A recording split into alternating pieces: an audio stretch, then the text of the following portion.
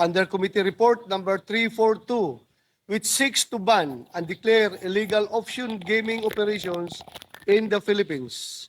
To recall, during the 18th Congress, this August body passed Republic Act number 11590, which seeks to regulate offshore gaming in the country.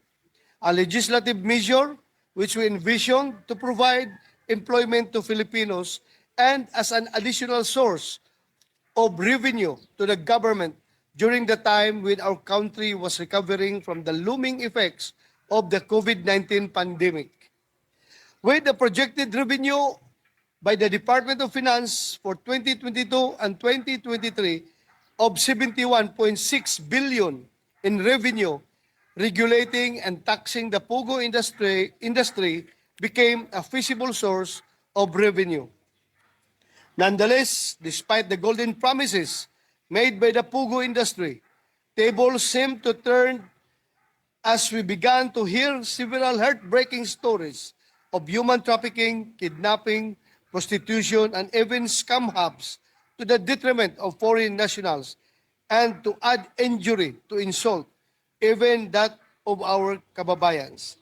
Mr. President, the social implication of offshore gaming has truly evolved from being a form of gambling to becoming a source of illegal activities, thereby affecting the peace and order situation in our country.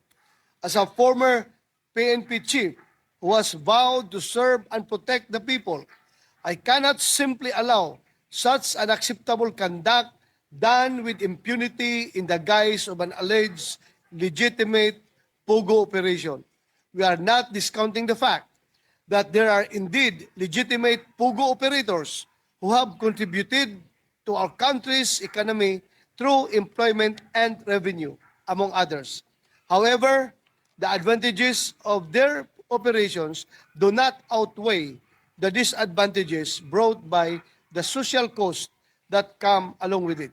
Mr. President, katulad po na nakasaad din sa committee report ng inyong Committee on Public Order and Dangerous Drugs, the committee would like to believe that the lives and safety of our fellow Filipinos will always outweigh the revenues that Pugos bring.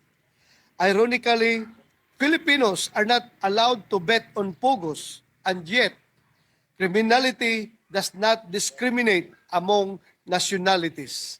At the end of the day, the question remains, is it all worth it? The Philippines may have pushed its luck too far in accommodating Pugos. Our government must now pull all the tricks it has left in its bag to win against the social ills that come with offshore gambling.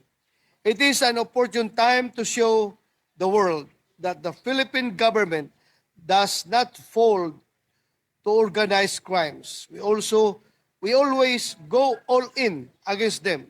With that, Mr. President, I urge my colleagues to support the passage of this measure. Thank you, Mr. President. You are lying! Come again, sir. You are lying!